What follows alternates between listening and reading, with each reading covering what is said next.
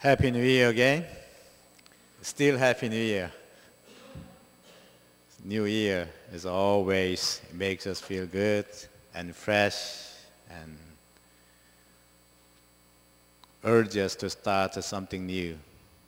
It's a great time for all of us to see our journey from different perspectives. From the passage that we read today, we encounter a miraculous story feeding the 5,000 men in the field. To this story, people may respond differently. Some people will be deeply moved by the miracle Jesus did. Wow, Jesus fed 5,000 men. But others will be wondering how they could accept this miracle as real. If these things, this event, these stories are incredible to you, you don't have to feel guilty feeling. Some people believe the Bible literally, word by word, that everything is a fact. Some people believe every word, literally. They accept the stories in the Bible as real. I believe their confession, their faith is valuable. However, the Bible contains the deeper meaning beyond such objective stories. When we interpret the Bible, in the process of a biblical interpretation, more profound meaning can be found in that process. Today's story reminds us of the two stories in the Old Testament. The first story is about the bread from heaven given to the Israelites in the wilderness of Sin. The whole congregation of the Israelites set out from Elim and came to the wilderness of Sin, which is between Elim and Sinai. There the Israel people complained against Moses and Aaron. If only we had died by the hand of the Lord in the land of Egypt, when we sat by the flesh pots and ate our fill of bread. But you have brought us out into this wilderness to kill this whole assembly with hunger. Then the Lord said to Moses, I am going to rain bread from heaven for you, and each day the people shall go out and gather enough for that day. So in the morning, there was a layer of dew around the camp. When the layer of dew lifted, there on the surface of the wilderness was a fine flaky substance, as fine as frost on the ground. That was manna. So they gathered as much of it as each of them needs, an omer, 2 or 3 liters to a person according to the number of persons. Then some people gathered more bread than needed and left it until morning.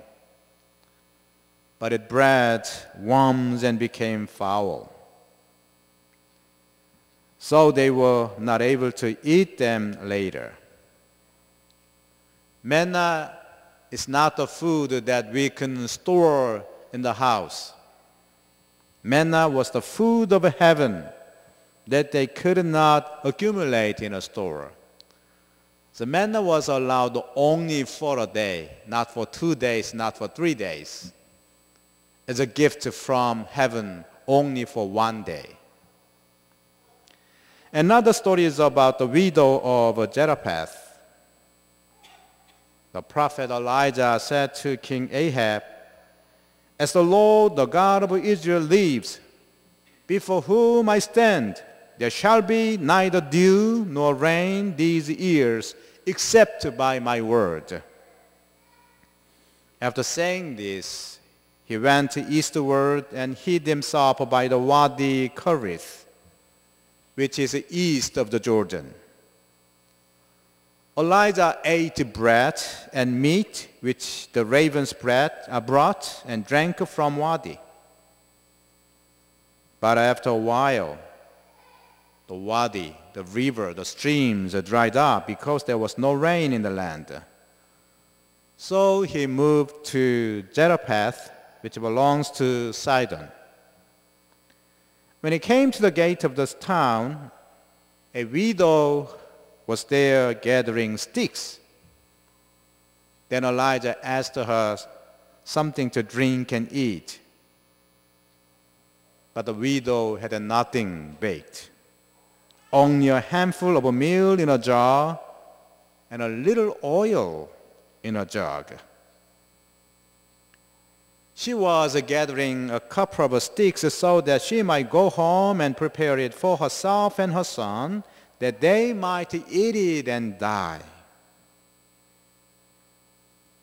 Then Elijah said to her, "Do not be afraid. Go and do as you have said. But first make me a little cake of it and bring it to me. And afterwards make something for yourself and for your son." Then she was wondering and she was hesitating. What a man, right? But she did as Elijah said. She showed her hospitality to the stranger Elijah. Then what happened? The miracle happened. The jar of meal was not emptied. Neither did the jug of oil fail, according to the word of the Lord that is spoken by Elijah. From these two stories in the Old Testament, the Bible teaches us the miracle happens when we share with others.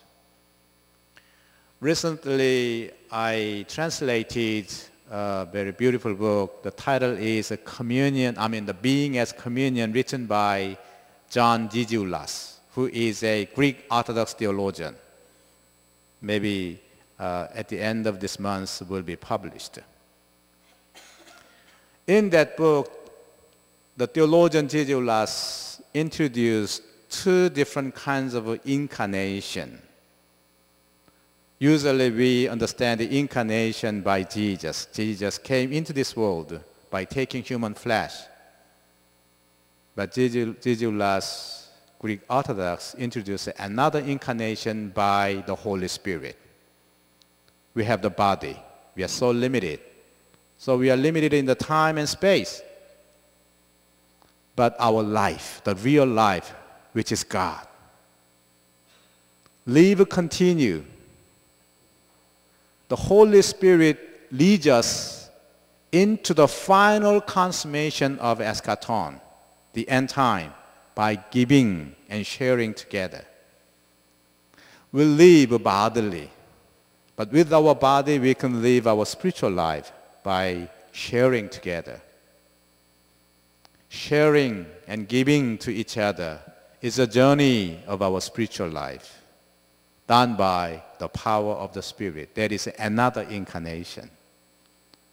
So we are called as Jesus' disciple here, and also we are called as a sanctifier to live with the power of the Holy Spirit.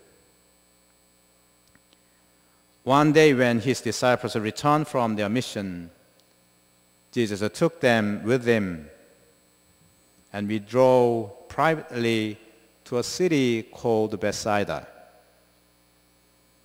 Then the crowd followed him.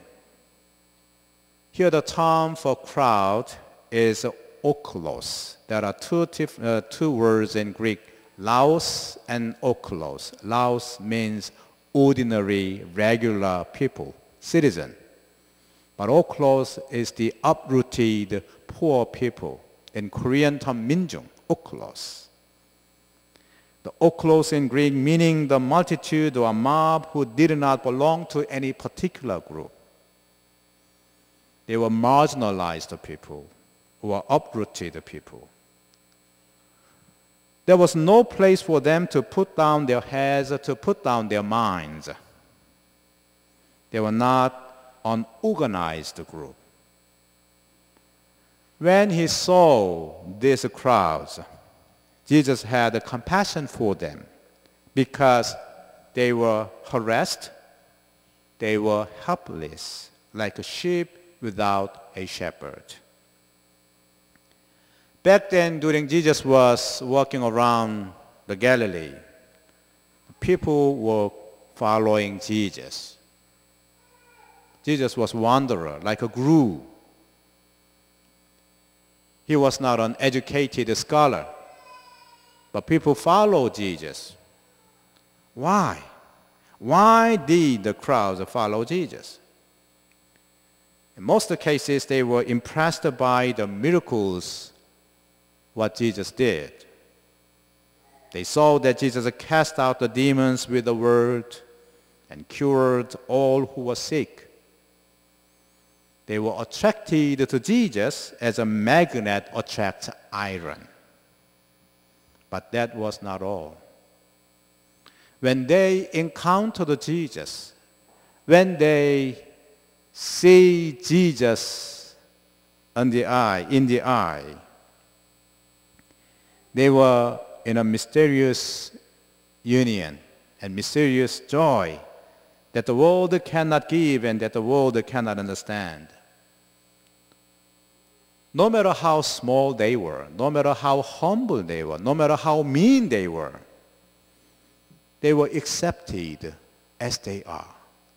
They were not evaluated, they were not judged by their appearances. They were just as they were. They were not judged by any moral, social, or religious standard. They became a they when they met Jesus. So they could not help but to follow Jesus. Just to follow. Just to see and look and meet Jesus. No reason. That was the power of Jesus being. We are sick and tired of those who are taking the specks out of our eyes while not seeing the logs out of their own eyes. We are so frustrated with those hypocrites. There are many people who are different between their words and action. We can sick and tired of them. But Jesus was such an integral person. Jesus' word was Jesus' deed. Action and word are the same in Jesus. Jesus was the resting home for people. He was the friend they could rely on.